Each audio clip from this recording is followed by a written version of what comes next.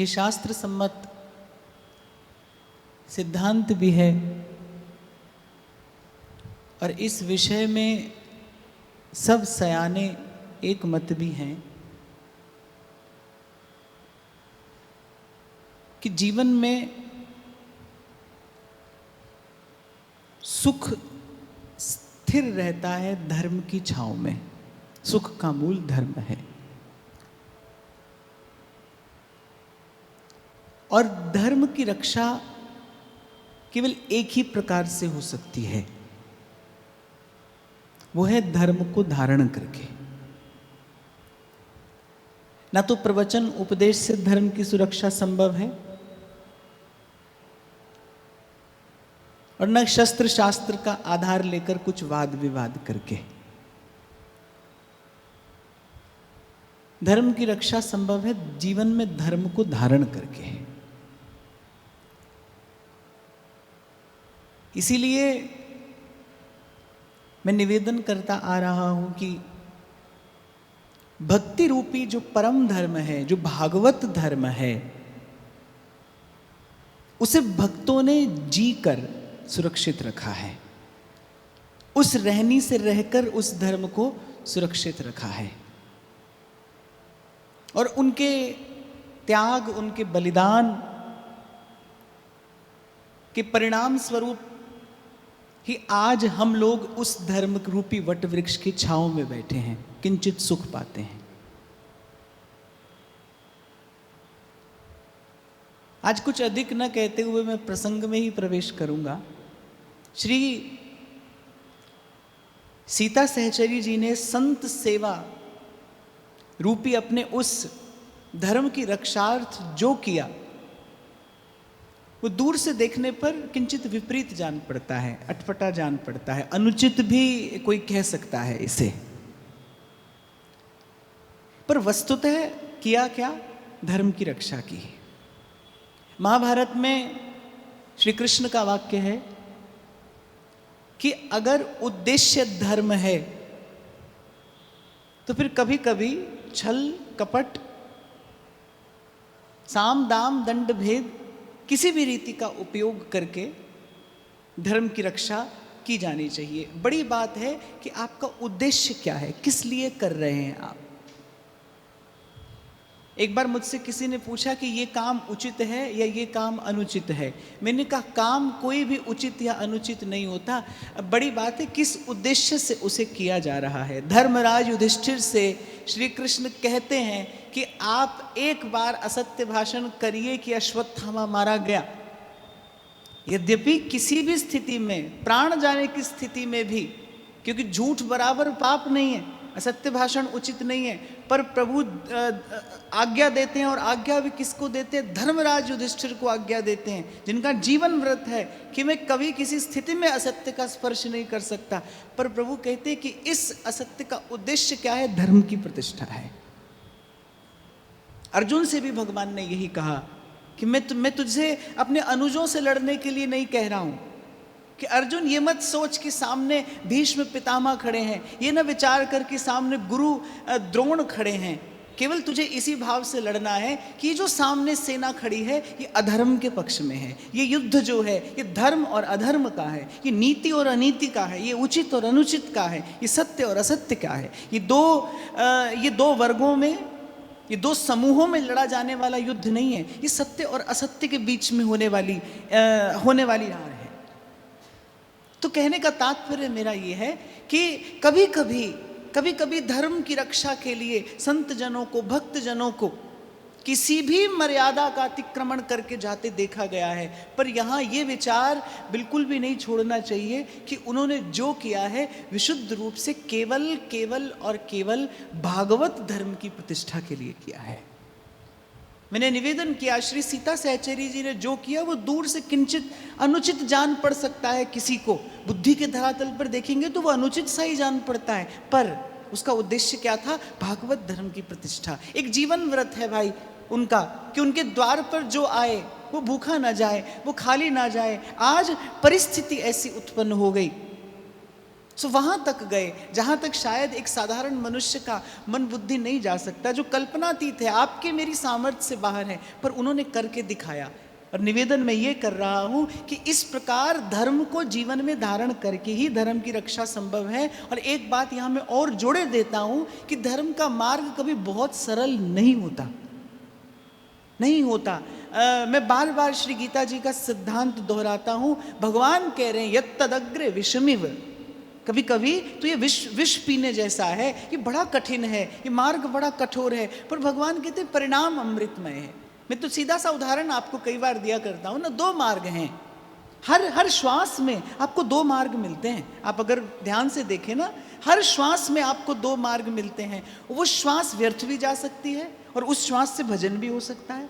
हर श्वास पर आपको 2 मार्ग मिले हैं। और एक मार्ग बड़ा सरल है, वो बड़ा सरल सा मार्ग है, लेकिन पहुंचाता कहीं नहीं। असत्य का मार्ग बड़ा सरल है, वो बड़ा सरल मार्ग है, उस पर कोई भी कठिनाई नहीं है। बू भाई कहते जाइए, करते जाइए, आप सबके प्रिय बन जाएंगे। जो आपके पास आए आप उसी को अच्छा कहिए, उसी को भला कहिए, जो जिसे अच्छा लगे बस उसे वैसा कहिए, और बस आप देखिए आप सबके प्रिय बन जाएंगे। लेकिन आप सत्य पर रहिए। एक शायर तो कहता है, सच बोलने का मजा देख लिया मियाँ, जहां तुम हो वहां पर कोई नहीं है। आप सत्य के मार्ग पर चलिए, हो सकता है आपको पूरा जीवन अकेले रहना पड़े। तो एक मार्ग बड़ा सरल है, लेकिन ध्यान रखना वो मार्ग पहुंचाता कहीं नहीं है। आप जहां हैं बस आप यहीं हैं, और आप सदा सदा यहीं रहेंगे। पुनरपि जन्मम पुनरपि मरणम और पुनरपि जननी जठरे शयनम। उस मार्ग की अंतिम परिणति द्वंद्व है, उस मार्ग की अंतिम परिणति संसार है। एक मार्ग सत्य का है, एक मार्ग धर्म का पथ है, एक मार्ग धर्म का पथ है। उस पर चलना बड़ा कठिन है, पग पग पर कठिनाई है बाप, पग पग पर कठिनाई है। और भगवान की सुने माने तो भगवान तो कह रहे हैं इतना कठिन है जैसे किसी को विष पीने के लिए कह दिया जाए, पर भगवान साथ में कहते हैं परिणाम है अमृतोपम। लेकिन उसकी परिणति क्या है? सदा रहने वाला सुख।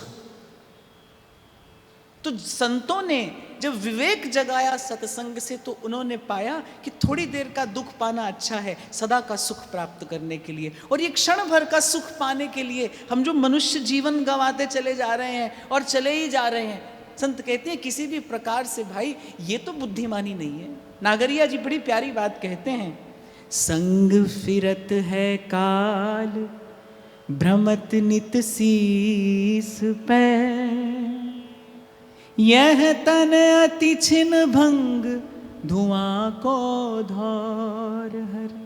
कहते संग फिरत है काल भ्रमत नित शीस पर। स्वामी श्री हरिदास जी महाराज कहते ना, काल फिरो सर सांधे। संग फिरत है काल भ्रमत नित शीस पर, ये तन अति छिन भंग धुआं को धौर हर। धुआं को धौर हर किसको कहते हैं? आप कभी आकाश में देखना, बादलों से कोई कोई आकार बन जाता है। कभी कभी बादलों से आकार बन जाता है, किसी वस्तु का आकार बन जाता है, किसी व्यक्ति का आकार बन जाता है, लेकिन वो ना तो वस्तु है ना वो व्यक्ति है। धुआं को धौर हर, अब है और बस अब नहीं, और छटते छटते छट जाएगा। संग फिरत है काल भ्रमत नित शीस पर, ये तन अति छिन भंग धुआं को धौर हर। याते दुर्लभ सांस न वृथा गवाइए, ब्रज नागर नंदलाल सुनिस दिन गाइए। चली जात है आयु जगत जंजाल में, कहत टेर के घरी घरी घरियाल में। समय चूक के काम न फिर पछताइए, ब्रज नागर नंदलाल सुनिस दिन गाइए। ब्रज नागर नंदलाल सुनिस दिन गाइए। कहते वो जो ये घड़ी की टिक टिक टिक टिक टिक टिक है, ये वस्तुतः क्या है? ये आपको संकेत कर रही है, ये आपको चेता रही है कि समय जा रहा है, समय जा रहा है, समय जा रहा है। मैं तो सबसे कहता हूँ भाई, बार बार कहता हूँ, इस जीवन की सबसे अमूल्य निधि क्या है? समय है। समय जिसकी क्षति पूर्ति किसी भी प्रकार नहीं हो सकती। और मैं तो कहता हूं जीवन की निधि समय नहीं है, जीवन ही समय है। जन्म और मृत्यु के बीच का जो समय है उसी का नाम तो जीवन है, बस वही जीवन है। आपको वो थोड़ा सा जो समय दिया है प्रभु ने, करुणा करके, कृपा करके, वो अवसर जो दिया है आपको स्वयं को सदा सदा के लिए साध लेने का, संत कहते हैं भाई इसको गंवाना किसी भी प्रकार से बुद्धिमानी तो नहीं है। समय चूक के काम न फिर पछताइए, ब्रजनागर नंदलाल सुनिस दिन गाइए। हमारे व्यास जी तो कहते हैं कन्या हाट सिंगार के कर वृंदावन वास। ये कहने का तात्पर्य क्या है? ये कहने का कभी कभी व्याकरण में एक अलंकार होता है अतिशयोक्ति अलंकार। कभी कभी अतिशयोक्ति की बात कह दी जाती है केवल उस बात का महत्व समझाने के लिए। अब यहाँ पर ब्रजवासी रसिक गाते हैं कि खारो खारो जमुना जीरो पानी लागे, मीठे रस से भरेउरी राधा रानी लागे। तो वो कहने का जो तात्पर्य है वो जमुना जी को खारा नहीं कहना चाहते हैं। प्रिया जी का माधुर्य ऐसा है कि माने इतना माधुर्य है, इतना माधुर्य है कि समझ लीजिए उसके सामने जमुना जी भी खारी हैं, जो रस स्वरूपिणी है, जो प्रिया प्रीतम के हृदय से उच्छलित प्रेम रस है। माने उस माधुर्य के सन्मुख ये भी खारा सा लगे, कैसा होगा वो माधुर्य? कभी कभी शब्द नहीं होते ना किसी बात को ठीक से कहने के लिए, तो अतिशयोक्ति का प्रयोग किया जाता है। तो ये जो व्यास जी ने कहा ना कन्या हाट सिंगार के कर वृंदावन वास, ये वस्तुतः क्या है? ये वृंदावन वास की महिमा बताइए। कैसे भी करके ये बानक बने तो चूकिए मत, क्योंकि बार बार तो बनत नहीं ये संजोग अनूप। और मैं तो कई बार विचार करता हूँ ये संत कितनी कृपा करके, कितनी दया करुणा करके आपको मुझे चेताते हैं। कभी विचार करो, संत आपसे बार बार कहता है भैया अब भजन करिए, हमारे महाप्रभु करिए, ताते भैया मेरी सौ, अपनी सौगंध देते हैं। कृष्ण गुण संचू, अरे मानुष को तन पाए, भजो ब्रजनाथ को, दरबी लेके मूढ़ जरावत हाथ को। अपनी सौगंध देते हैं, कृष्ण गुण संचू, हरिपद भज न विलंब कर। कभी बैठकर एकांत में विचार करना कि इसमें कहने वाले का क्या लाभ है। ये जो कह रहे हैं आपसे, मुझसे बार बार कह रहे हैं, कभी कभी प्रेम से कहते हैं, कभी प्यार दुलार से, कभी फटकार से कहते हैं, इसमें इनका क्या लाभ है? कुछ भी तो नहीं। उन्होंने तो वस्तु प्राप्त कर ली, उनका तो मन मस्त मगन है, वो बोले न बोले पर संत फिर भी बोलता है, वो फिर भी चलता है, वो फिर भी पुरुषार्थ करता है। किस लिए? आप पर, मुझ पर दया करके करता है। इन संतों ने जो जीवन जिया है केवल इसीलिए कि धर्म की प्रतिष्ठा हो, क्योंकि महाजनो ये न गतः सब अंथा। आने वाला काल, आने वाला युग, आने वाली पीढ़ी इनके पद चिन्हों का अनुसरण करेगा। इसलिए इन महापुरुषों ने अपने अपने जीवन को बनाया तप, त्याग और बलिदान से सुंदर, प्रभु के योग्य। पर संसार की रीति अपनी है और संसार के पास तो बड़ी ओछी बुद्धि है। हमारे महाप्रभु तो कहते हैं रसिक की गति कौन समझ सकता है, रहस्य तद्यस्य स्थितिरपि न साधारण गति। भक्त की गति साधारण नहीं होती। संसार की बुद्धि से, अर्थात जो लेन देन की बुद्धि है, जो व्यापार की बुद्धि है। क्योंकि संसार की बुद्धि क्या है? संसार की बुद्धि भाई इसमें हमारा लाभ क्या है, बस। संसार केवल एक ही रीति से सोचता है। संसार का व्यक्ति कोई भी कार्य करेगा वो देखेगा कि मेरा इसमें लाभ क्या है, मेरा लाभ है कि नहीं है। इसी को तो स्वार्थ कहते हैं ना, भाई मेरा इसमें लाभ क्या है। तो स्वार्थ की दृष्टि से जब देखा गया कि क्या किया श्री सीता सहचरी जी ने और क्या किया भक्तराज पीपा जी ने, ये तो बड़ी अनुचित रीति से, बड़ी अनुचित रीति से उन्होंने साधु की सेवा की। तो वो जो राजा सूर्यसेन जो थे, जो पीपा जी के शिष्य थे, उनके निकट कुछ ब्राह्मण लोग रहते थे, उनके निकट रहते थे कुछ विप्र लोग। अच्छा, जब राजा करते थे ना श्री पीपा जी का बहुत आदर, तो उनको अच्छा नहीं लगता था। उनको लगता था कि अरे ये आदर, ये सम्मान, ये पूजा तो हमारी होनी चाहिए, पीपा की होती है। तो आज उनको अवसर मिल गया, आज उनको अवसर मिल गया। उन्होंने कहा कि भाई ये देखिए, आप इनके प्रति इतनी श्रद्धा रखते हैं और इन्होंने किया क्या? अपनी स्त्री को श्रृंगार करके ले गए किसी वणिक के पास, किया क्या? अब जब सुना राजा ने तो कुसंग से तो भाई किसी के भी मन में विकार आ जाता है। ध्यान रखना, ध्रुवदास जी ने कहा है कुसंग पशु ते बचे। एक और बात मैं आपको बताऊं, जैसे ध्रुवदास जी ने लिखा है, कहा ना होई सत्संग ते देखो तिल और तेल मोल तोल सब फिर गयो पायो नाम फुलेल। जैसे सत्संग से बड़ा सकारात्मक परिवर्तन आ सकता है, ऐसे कुसंग से बड़ा भारी पतन भी हो सकता है, चाहे कोई कितनी भी सिद्धावस्था में पहुंचा क्यों ना हो। गंगा जल की पवित्रता नित्य सिद्ध है, सदा सिद्ध है, लेकिन उस गंगा जल का भी कोई मूढ़ व्यक्ति मदिरा से संग करा दे तो वो एक अवधि के लिए तो उसे अपवित्र ही माना जाएगा, माने उसे कोई चरणामृत समझ के तो उसको ग्रहण नहीं करेगा, क्योंकि उसका संग दूषित हो गया है। और मैं तो समझता हूँ व्यक्ति चाहे कोई भी हो, संग जीवन को सर्वाधिक प्रभावित करने वाली बात है। साधक के जीवन को तो संग सर्वाधिक प्रभावित करता है। कुसंग पशु ते बचे, ध्रुवदास जी कहने सब करे और सब करने के बाद करे क्या, बस कुसंग पशु ते बचे। नारद जी भक्ति सूत्र देते दुस्संग सर्वथैव त्याज्य, ये तो सर्वथा त्याज्य है, सर्वथा त्याज्य।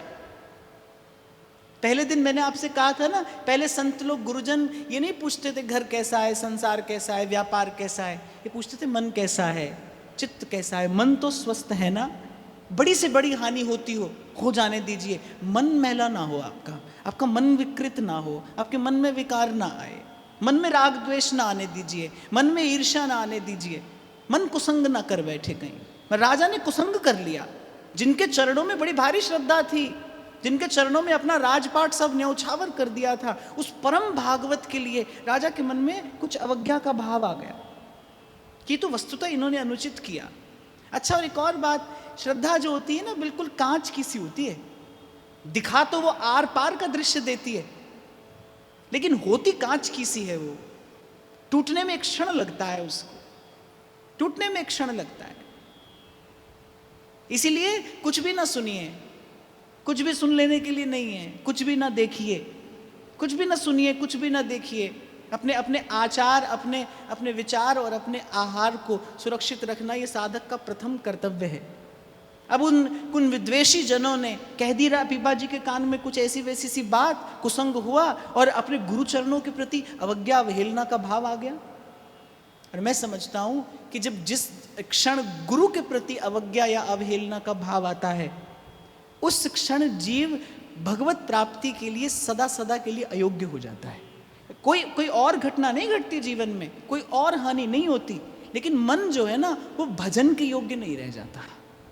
गुरुजनों का अपराध करने से क्या होता है? अब भाई सब तो दुर्वासा जैसे नहीं होते ना, संत तो अपने स्वरूप में स्थित रहता है, और उमा संत के यही बढ़ाई, यही उसकी बढ़ाई है, यही उसकी गुरुता है, यही उसका बड़प्पन है। पर घटना तो घटती है भाई, प्रकृति अपना कार्य करती है, और गुरुजनों के प्रति अपराध होने से, गुरुजनों के प्रति अवज्ञा होने से सबसे बड़ी हानि क्या होती है? मन भजन के योग्य नहीं रहता, मन श्री ठाकुर जी के योग्य नहीं रह जाता, विमुख हो सकता है जीव इस अपराध से। इसीलिए संतों ने कहा है न करिए कुछ भी ऐसा जो आपको हरि और गुरु से विमुख कर दे, हरि और गुरु से विमुख कर दे। गोस्वामी जी तो मानस में एक बात कहते हैं, बरु भलवास नरक कर त्राता, दुष्ट संग जिन देहि विधाता। वो तो कहते हैं हे प्रभु मैं नरक में जाने को तैयार हूं, पर मुझे दुष्ट का संग ना दीजिए, मुझे विमुख का संग मत दीजिएगा, जिसके संग से मैं आपसे विमुख हो जाऊं, गुरुजनों के प्रति मन में अवज्ञा आ जाए। और एक और बात मैं आपको बताऊं, इस अपराध का मार्जन भी संभव नहीं है। ध्रुवदास जी तो लिखते हैं कि होत वज्र की लीक, कहते हैं और सकल अघ मुचन को नाम उपाय है नीक, पे भक्त द्रोह को जतन नहीं होत वज्र की लीक। इतना तो व्यक्ति कमाता नहीं जितना गंवा देता है, इतना तो अपने भजन साधन से अर्जित नहीं करता जितना गंवा देता है। इसीलिए साधक संतों ने अपने साधक जीवन पर, अपने साधक जीवन के निर्माण पर इतना बल दिया है, और एक प्रकार से सारा पुरुषार्थ उसी पर निवेश कर दिया है। क्यों? क्योंकि भाई बड़े छोटे से अपराध से बड़ा भारी दंड मिल सकता है। इसीलिए सावधान, इसीलिए प्रयास करिए अपराध रहित सेवा हो। और जब श्री पीपा जी को विदित हुआ कि राजा के मन में कुछ अवज्ञा अवहेलना का भाव आ गया है, उनकी करुणा जगी, उनकी करुणा जगी, फिर भी दया की राजा पर, फिर भी दया की राजा पर चल के गए राजा के महल में, राजा के महल में चल कर गए और वो राजा जो साष्टांग दंडवत प्रणाम करता हुआ अगवानी के लिए आया करता था, आज अपने द्वारपालों से कह दिया कि उनसे कहो प्रतीक्षा करें, मैं भगवान की सेवा कर रहा हूं। उनसे कहो कि वो प्रतीक्षा करें, मैं भगवान की सेवा कर रहा हूं। ध्रुवदास जी ने शायद भजन शत में लिखा है कि गुरुजनों की तो छोड़िए, कोई साधु वैष्णव भी द्वार पर आ जाए और आप प्रभु की सेवा करते हो, तो प्रभु की सेवा छोड़कर उसी समय छोड़कर पहले और साधु और वैष्णव का सम्मान करिए। गुरु आ जाए तो फिर कहना ही क्या है, फिर कहना क्या है, फिर तो बलिहारी गुरु आपने जिन गोविंद दियो मिलाए। कहते हैं एक बार रसिक अनन्य नृपति स्वामी श्री हरिदास जी महाराज जतिपुरा पधारे श्री गोवर्धन नाथ का दर्शन करने के लिए। श्री गोसाई जी श्री श्रीनाथ जी को जामा पहना रहे थे, सुबह का समय था, श्रृंगार की सेवा हो रही थी, जामा पहना रहे थे, जामे की एक बाह पहनाई थी। और श्री श्रीनाथ जी ने श्री स्वामी जी से कहा कि श्री श्रीनाथ जी ने श्री गोसाई जी से कहा कि रसिक अनन्य नृपति श्री स्वामी जी दर्शनार्थ पधार रहे हैं, आप उनका स्वागत करिए। कहते हैं कि जामे की एक बाह पहनाई और एक बाह यूं ही छोड़कर दौड़कर गए श्री गोसाई जी श्री स्वामी जी महाराज की अगवानी करने के लिए। अब स्वामी जी सिद्ध पुरुष थे, उन्होंने श्री गोसाई जी से प्रेम में भरकर कहा कि अरे जामा तो पहना कर आते, आप वो बाह भी बीच में छोड़कर आ गए, प्रभु को वस्त्र तो धारण करा के आते।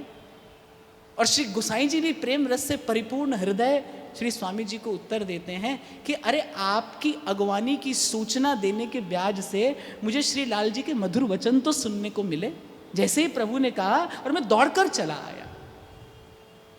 संतों की रहनी तो बताती है, भक्तों की रहनी तो बताती है, कैसे भजन किया जाए। भक्ति के लिए भाई कोई पोथी किताब तो है नहीं, कोई ग्रंथ तो है नहीं, भक्ति ग्रंथ है, भक्त का जीवन ग्रंथ ही पढ़ा जाता है। एक बाह पहनाइए जामे की, दूसरी बाह नहीं पहनाई, कितनी देर लगती है, एक क्षण भी नहीं लगता। वो दूसरी बाह वहीं छोड़कर और पहले श्री स्वामी जी को लिवाने के लिए गए, प्रेम में भरकर श्री स्वामी जी को लिवा कर लाए।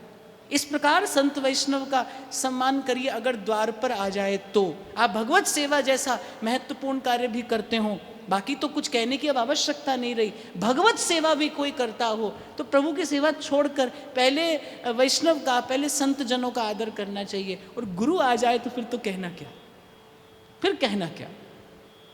और एक और बात मैं आपको कहता हुआ चलूं, आप गृहस्थ में रहने वाले लोग भी यहाँ पर बैठे हैं, जिस घर से साधु वैष्णव अभावग्रस्त चित्त लेके जाता है, वो उसका कई पीढ़ियों का पुण्य अपने साथ लिए जाता है। गृहस्थ के पुण्य का बड़ा भारी क्षय होता है अगर उसके द्वार से कोई साधु, कोई वैष्णव निराश चला जाए तत्काल। ये ध्रुवदास जी ने वाणी में लिखा है, भक्त का अपराध तत्क्षण समस्त पुण्यों का क्षय कर देता है। इसलिए सावधान होकर भजन के मार्ग पर आगे बढ़ना चाहिए। इसीलिए सूरदास जी ने संकेत किया, दीन वचन संतन संग दरस परस कीजय। इसलिए श्री गुरु नानक देव जी महाराज वाणी में कहते हैं, गुरु वाणी में एक स्थान पर लिखा है, कहो नानक हम यही हवाले राखो संतन पाछे। हे प्रभु, सदा संतों के पीछे पीछे रहना है, गुरुजनों के पीछे पीछे रहना है, उनका अनुगमन करना है, स्वतंत्र होकर हमें भजन नहीं करना। और आपके मेरे यहाँ तो रीति यही है कि जो भी सेवा की सौंज सामग्री है वो सहचरी अपनी गुरु सखी के हाथ में देती है। यहाँ तो गुरु सखी के अनुगत्य में ही प्रियालाल की टहल की जाती है, महल की टहल की रीति यही है। उसका यही एक कारण है कि किसी प्रकार हम अपराध रहित होकर सेवा करते रहें, किस प्रकार हम अपराध रहित होकर सेवा करते रहें और हमारी जो आध्यात्मिक उन्नति है वो ठीक प्रकार से होती रहे। पीपा जी तो सिद्ध पुरुष थे, उन्होंने कहा कि भाई राजा के मन में तो अच्छी खासी अवहेलना हो गई है, इसके मन में तो अच्छा खासा विकार आ गया है, पर क्या करें, है तो हमारा ही, इसे हमने स्वीकार किया है, इसके हमारे बीच में प्रभु हैं। श्री गुरुदेव ने मन में विचार किया, अरे इसके हमारे मध्य में तो प्रभु हैं, इसका हमारा आत्मिक संबंध है, आध्यात्मिक संबंध है, इसे किसी भी प्रकार से छोड़ा तो नहीं जा सकता, इसका त्याग तो नहीं किया जा सकता। अब राजा कर तो रहा था पूजा, उपक्रम तो पूजा का कर रहा था, लेकिन मन था कहाँ? बाजार में बैठा और जूते खरीद रहा था, अपना मनपसंद जूता बनवा रहा था। तो श्री पीपा जी महाराज ने द्वार पर से गरज कर कहा कि बड़ा मूर्ख है, हम यहाँ द्वार पर खड़े हैं, हमसे कहता है भगवान की पूजा कर रहा हूँ और बैठा अब बाजार में जूता गठवाता है। कहते हैं कि जब ये शब्द पीपा जी महाराज ने गरज कर द्वार पर से खड़े होकर कहा, जब ये शब्द राजा के कान में पड़े तो कंपित गात दौड़कर आया कि ये मुझसे क्या अपराध हो गया, ये मुझसे क्या अवज्ञा हो गई। अरे इन्हीं के प्रताप से मैंने ये भक्ति रूपी संपत्ति, ये निधि पाई है। दौड़ कर गया, कांपता हुआ श्री पीपा जी महाराज के श्री चरणों में साष्टांग दंडवत प्रणाम किया। श्री पीपा जी ने कहा, कहाँ गया वो रंग जिस दिन आकर अपनी सारी राज संपत्ति मेरे चरणों में न्यौछावर कर दी थी? कहाँ गया वो रंग, कहाँ गई वो भक्ति, कहाँ गई वो भावना? क्या इस प्रकार कांच के महल में ही रहते थे राजा, जो नेक सा प्रहार हुआ और छिन्न भिन्न हो गया? बड़ी लज्जा आई अपनी स्थिति पर, अपनी दशा पर बड़ी लाज आई कि क्या किया मैंने। और मैं तो एक और बात भी आपको यहां पर कहूं, हो सकता है एक बार को आपके गुरु में, मैं बहुत अति की बात कह रहा हूं, हो सकता है कि एक बार गुरु में कोई विकार आ भी जाए, आपको कोई दोष दिखाई पड़ भी जाए। अरे मैं कहता हूं गुरु का तन रोगी हो जाए तो उसको छोड़कर चल दोगे? नहीं, ये तो कर्तव्य नहीं है। मान लीजिए कुछ क्षण के लिए उसका मन रोगी हो गया है, मैं तो कहता हूं, मेरा मानना ऐसा है, आप माने ना माने आपकी रुचि है, पर मुझे लगता है यदि ऐसा भी हो जाए ना, एक बार को यदि उसमें कोई दोष या विकार आपको दिखाई पड़े भी, पहली बात तो भगवान कह रहे हैं सुपने हूं नहीं देखूं पर दोष देखने की ये बात, ये तो प्रभु को बिल्कुल भी प्रिय नहीं है और गुरुजनों में तो देखना ही नहीं चाहिए। पर अपने अभाव से, अपनी मूर्ता से आपको दिखाई भी पड़े गुरुजनों में दोष या विकार, तो मैं तो कहता हूँ शिष्य का कर्तव्य उस समय क्या है? शिष्य का कर्तव्य उस समय ये है कि अपने कल्याण का विचार छोड़कर अपने गुरु के मन की शुद्धि के लिए भजन करे, प्रभु से प्रार्थना करे कि हे प्रभु, आज ऐसी कोई घटना घट गई है, आ गया है मेरे गुरुदेव के मन में ये दोष ये विकार, आप कृपा करें, आप समर्थ हैं, आप दूर कर सकते हैं। मुझे तो लगता है सच्चे शिष्य का कर्तव्य उस समय यही है, यही होना चाहिए। और यहाँ तो श्री पीपा जी महाराज जैसे परम साधु, परम सिद्ध पुरुष हैं, राजा को बड़ी ग्लानि हुई कि मैंने क्या किया। राजा की समस्त रानियों में एक सबसे रूपवती रानी थी, पर वो थी बंध्या, बांझ थी, उसकी कोई संतति नहीं थी। अब श्री पीपा जी महाराज ने कहा कि भाई आज हम आए हैं तो आज सदा के लिए इसके मन के समस्त संशयों का निस्तार करके ही जाना चाहिए। अब आज इसे सदा के लिए स्वस्थ कर ही देते हैं। केवल इतने से ही श्री पीपा जी महाराज नहीं माने, क्षमा याचना तो सूर्यसेन ने कर ली, साष्टांग दंडवत प्रणाम किया, हे प्रभु मुझसे बड़ा भारी अपराध हुआ, मुझे क्षमा करिए। श्री पीपा जी ने महाराज ने कहा एक ही शर्त पर, एक ही स्थिति में तुम क्षमादान के योग्य हो, तुम्हारी वो जो सबसे रूपवती रानी है और वो बंध्या है, जाओ उसे हमारे पास लेकर आओ और उसे हमारे पास छोड़ दो। अब ऐसी रीति से श्री पीपा जी ने कहा, राजा के मन में फिर से वही भाव, उसके मन में फिर से वही भाव कि कैसी बात गुरुदेव करते हैं, हमारी सबसे रूपवती रानी उसी की याचना कर रहे हैं, क्या ये गुरुदेव को शोभा देता है? पर भाई सिद्ध पुरुष द्वार पर खड़ा है, पीपा जी के तप का तेज, राजा को लगा नहीं जाऊं तो भी प्राण संकट में है, चले ही जाता हूं। तो कहते बड़े डगमगाते पगों से रानी के महल की ओर राजा बढ़ा, चला नहीं जा रहा है, क्या मुख लेकर जाऊं रानी के समीप, क्या कहूंगा रानी से, क्या कहूंगा? वो रानी मन में क्या विचार करेगी कि गुरुदेव ने बुलाया है? बस ये विचार करता हुआ राजा जा रहा है और जैसे ही रानी के महल में पहुंचता है, रानी के महल में श्री पीपा जी महाराज को ही बालक के रूप में रानी की गोद में खेलता हुआ पाता है। और कहते हैं इस घटना के बाद रानी को गर्व रहा और रानी ने एक सत्पुत्र को जन्म दिया। लेकिन जब ये दृश्य देखा तो वो जो मन में रहा सहा अभाव था वो भी धुल गया, निर्मल हो गया कि गुरुदेव और गोविंद दोनों एक हैं, गुरु गोविंद न भेद कराही। मेरे सौभाग्य से मुझे भगवत स्वरूप परम समर्थ सद्गुरु के चरणों की शरणागति प्राप्त हुई है। अरे किस संसार के विषय कीच में फंसा था मैं, जब मन निर्मल हुआ ना, जब मन निर्मल होता है तो क्या होता है, अपना दोष दिखाई पड़ता है। भक्ति कैसी दृष्टि देती है, पूर्व भी मैंने व्यासपीठ से आपको निवेदन किया था। भक्ति रूपी दृष्टि से जो दृश्य दिखाई देता है ना, उसमें अपना दोष दिखाई पड़ता है, दूसरे का गुण दिखाई पड़ता है। बुरा जो देखन में चला, मुझसे बुरा न कोई। बुरा जो देखन में चला, बुरा न मिलया कोई। जो घट देखूं आपका, मुझसे बुरा ना कोई। जब मन निर्मल हुआ, गुरु की कृपा से मन निर्मल हुआ, अपना दोष दिखाई पड़ा कि अरे कहाँ विषय के कीच में पड़ा था मैं, किस परिस्थिति से मुझे गुरुदेव ने निकाला। ये श्रवण, ये स्मरण, ये कीर्तन, ये अर्चन वंदन का सुख, ये संत चरणों का सानिध्य, ये सेवा, ये दैवी संपत्ति गुरुदेव ने कृपा करके मुझे प्रदान की, और मैं उन्हीं के चरणों का अपराध कर बैठा। पर गुरुजन क्या सोचते हैं कि बालक जब दूध पीता है, माँ छाती से चिपटा कर बालक को दूध पिलाती है, तो कभी कभी बालक काट लेता है, कभी कभी बालक माँ के पेट पर ही पाद प्रहार कर देता है, पर माँ उतार कर रख नहीं देती। बालक है, अपना बालक है, और संसार का संबंध निभाने के लिए लोग प्राण दे देते हैं। फिर ये तो आत्मिक संबंध है, ये तो आध्यात्मिक संबंध है। मैं कहता हूँ ऐसा गुरु हो जो किसी भी प्रकार से, किसी भी परिस्थिति में फिर स्वीकार करने के बाद परित्याग करना उचित नहीं है। स्वीकारयन्ति स परिपालयन्ति। जिसको स्वीकार किया जाए उसका फिर जैसे तैसे निर्वाह किया जाए, उसका पालन किया जाए, रीति यही है। और शिष्य भी ऐसा हो, कैसी भी स्थिति आए, प्रयास यही हो आपका। एक और बात मैं आपको कहता हुआ इस प्रसंग से आगे बढ़ूं कि दोष तभी दिखाई पड़ता है जब वो पहले स्वयं में हो। आप में नहीं है तो आपको वो दिखाई नहीं पड़ेगा। जिस दोष से आपका कोई परिचय नहीं, उस दोष को आप बाहर कभी पहचान ही नहीं पाएंगे। आप में है तो आपको दिखाई पड़ रहा है।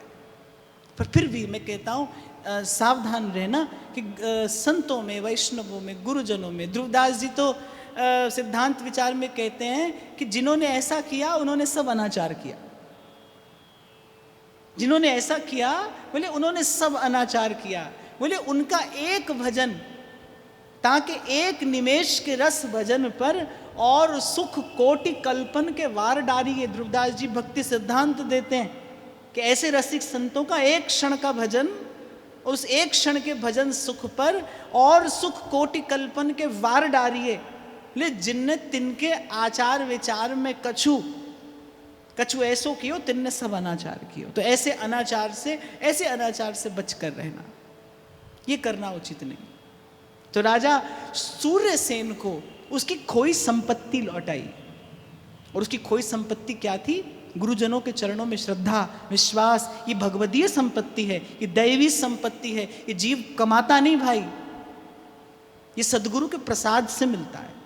यही पाकर तो कबीर कहते हैं, हम ना मरे मरी है संसार, हमको मिला जियावन हारा। हम ना मरे मरी है संसारा, हम ना मरे मरी है संसारा। तो इस प्रकार श्री पीपा जी के आगे भी अनेक चरित्र हैं। श्री प्रियादास जी ने तो 2 ही छप्पे में अनेकों लीलाओं का गान किया है। बड़े चमत्कार पूर्ण सुंदर कृत्य श्री पीपा जी महाराज ने किए। प्राय करके तो साधु संत दूर रहते हैं चमत्कार से, पर कभी कभी जीव के हृदय में श्रद्धा की उत्पत्ति और श्रद्धा की स्थापना के लिए वो करते हैं कुछ ऐसा। तो श्री पीपा जी महाराज ने अपने जीवन में ऐसे अनेक चमत्कार किए, लेकिन उनके चमत्कारों का परिणाम क्या था? एक ही था कि विमुख से विमुख जीव भी भगवत भजन करने लगे। एक बार संतों की जमात बैठी थी, एक संत ने उठकर कहा कि हमारी तो दही खाने की इच्छा है। एक संत ने कहा महाराज हमारी तो आज दही पाने की इच्छा है। अब दही की व्यवस्था कहाँ से हो? तो एक ग्वालन जा रही थी, उसके पास सुंदर दही था। श्री पीपा जी महाराज ने कहा ये दही हमको दो, लेकिन देने के लिए हमारे पास में कुछ नहीं है। अब वो ग्वालन भी भगवान की सीधी सादी सरल भक्ता थी। उसने कहा महाराज दे दीजिए, ले लीजिए, जब कुछ हो आप दे दीजिएगा। श्री पीपा जी महाराज ने कहा जब नहीं, आज सांझ से पहले जो हमारे पास आएगा वो सब तेरा। आज संध्या से पहले प्रभु कुछ ना कुछ व्यवस्था तो अवश्य करेंगे, लेकिन आज संध्या से पहले जो हमारे पास आएगा वो सब तेरा। तो श्री ठाकुर जी को भोग लगाकर सब संतों को दही पवाया, बड़ा स्वादिष्ट दही था। पीपा जी महाराज उस ग्वालन पर प्रसन्न हो गए। सांझ होने से पहले एक व्यापारी आया, उसने एक सुंदर मोतियों की बहुमूल्य माला और बहुत सा धन श्री पीपा जी महाराज के चरणों में निवेदन किया। एक मटुकिया दही, कुछ ही आने जिसका मोल होगा, पर श्री पीपा जी महाराज अपने वचन पर रहे। वो अमूल्य मोतियों की माला, वो समस्त धन, कहा उस गुजरी से, उस ग्वालन से कि ये तेरा ही धन है, लेकर जा। उसने कहा महाराज आज भोर से लेकर सांझ तक मैंने आपके चरणों का संग किया है, कुछ तो मैंने सीख लिया है। श्री पीपा जी महाराज बोले क्या? बोले ये धन तो है, पर आपके पास इससे भी बड़ा धन है, अब मुझे वही देकर कृतार्थ करिए, अब मैं यहाँ से वही लेकर जाना चाहती हूँ। इसे ही कहते भक्त संग को एक छिन, देत भक्ति उपजाए। कल के प्रसंग में जब मैंने आपको निवेदन किया ना, जब श्री सीता सहचरी जी उस वणिक के पास गई, अगर श्री सीता सहचरी जी के मन में लेश मात्र भी कोई अन्यथा भाव होता तो ये घटना नहीं घटती। पर उनके भीतर बाहर, उनके तन मन प्राणों में रमैया राम के अतिरिक्त कोई दूसरा नहीं है। न कुछ और है, न कोई और है, न कहीं और है। आपका मन यदि पूर्ण रूपेण निर्विकार है तो आपको पथच्युत कोई नहीं कर सकता। हरिदास यवन जी का प्रसंग आता है कि काजी ने उनके पास में एक वेश्या भेजी, बड़ी रूपवती वारांगना, कि जाओ ये यवन होकर हरिनाम जपता है, इसे इसके पथ से भ्रष्ट करो। एक दिन गई, 2 दिन गई, तीसरे दिन तो उनकी भाव मूर्ति का दर्शन करके उसका स्वतः मन परिवर्तित हो गया, वो स्वतः हरिनाम जपने लगी। इसलिए मैंने आपसे कल कहा था, आप यदि ईमानदारी से, निष्कपट भाव से, समर्पित भाव से गुरुजनों के शब्दों और वचनों में निष्ठा रखकर भजन के पथ पर आगे बढ़ रहे हैं, अरे आपको देखकर कोई भजन करने लगेगा, आपको देखकर कोई भजन करने लगेगा। आपको लगता है कि क्या भक्ति ऐसे ही साधारण सी कोई घटना है? जन्म जन्म मुनि जतन कराही, अंतराम कहीं आवत नाही। जन्म जन्म के जतन के पश्चात भगवान का स्मरण नहीं होता, और भक्ति तो प्रभु को बांधकर खींच कर ले आने वाली है। अहम भक्त पराधीन, भगवान का श्रीमुख वाक्य है। भक्ति क्या साधारण घटना है? आप ईमानदारी से इस मार्ग पर आगे बढ़िए, फिर देखिए क्या होता है। अरे भक्त के हृदय का छोटे से छोटा संकल्प भी भगवान पूर्ण करते हैं। छोटे से छोटा संकल्प। जब विभीषण को लंकेश कहा तो विभीषण ने कहा कि हम तो रावण से ठोकर खाकर आए हैं, हम तो भयभीत हुए, आपके चरणों की शरण मांगने आए थे, आप लंकेश कहते हैं। और ठाकुर जी ने कहा ही नहीं, बना ही दिया लंकेश। अभय पद दे विभीषण को, किया लंकेश पल भर में। विभीषण को लंकेश कर ही दिया। कहते बाद में एक बार श्री लक्ष्मण जी ने पूछा तो विभीषण जी ने माना। और कछु प्रथम वासना रही, प्रभु पद प्रीति सरित सो वही। हाँ, मेरे मन में इच्छा तो थी, कभी थोड़ी सी इच्छा थी कि मैं लंका का राजा बनूं, पर जैसे ही श्री रघुनाथ जी के चरणों का दर्शन किया, मेरे हृदय की वासना धुल गई थी। जिन पायन के पादुकन,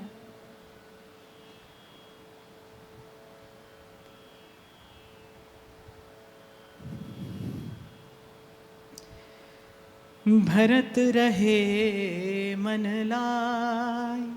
जब उन सुंदर सुभग शीतल चरणों का मैंने दर्शन किया तो मेरे हृदय की समस्त वासनाएं धुल गई। पर प्रभु भक्त के हृदय का प्रत्येक संकल्प पूरा करते हैं। और भगवान ने कहा, लंका अचल राज तुम करहु। लंका का राज दिया, और कैसा राज? अविचल राज्य, अविचल, जिसका कभी क्षय ना हो।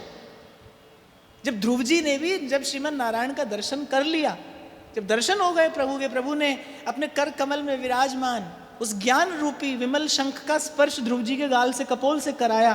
ध्रुव जी के हृदय में सारा ज्ञान, सारी विद्या प्रकट हो गई।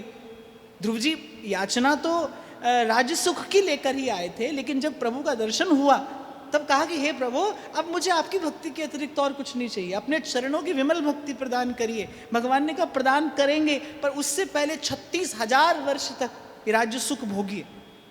तू अपने मन में इच्छा तो यही लेकर आया था ना, हमारा नाम भक्तवांछा कल्पतरु है। अगर भक्त की इच्छा हम पूर्ण न करें तो फिर हमारा नाम असत्य हो जाए, हमारा नाम असत्य हो जाए। पर भक्ति क्या करती है, कल की चर्चा मैंने जहाँ से आरंभ की थी, भक्ति करती है यही कि भक्ति इच्छा का बीज ही नष्ट कर देती है। इसीलिए प्रहलाद जी की बात श्रेष्ठ है।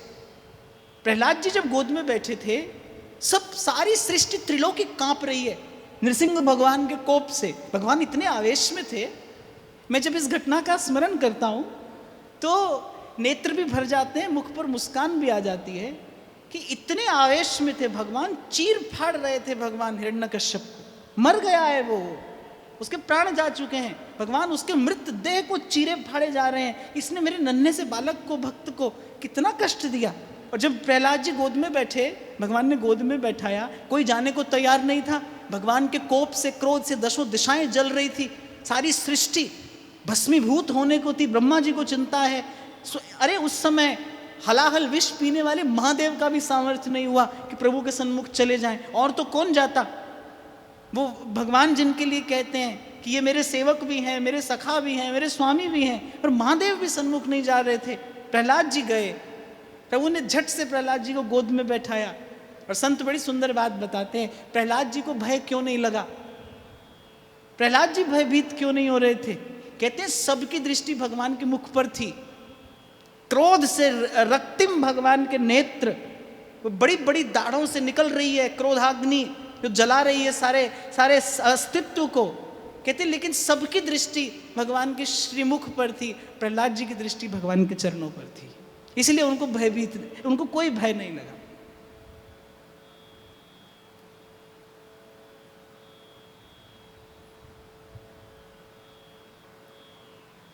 और जब प्रभु ने बैठाया प्रहलाद जी को गोद में, तो प्रहलाद जी कहते हैं कि जब भगवान ने कहा कुछ मांगो मुझसे, मुझसे वर मांगो।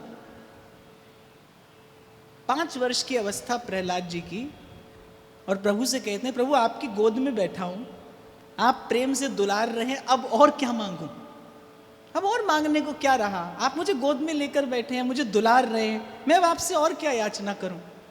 पर प्रभु ने कहा कि हमारे सुख के लिए मांगो, हम तुम्हें कुछ देना चाहते हैं।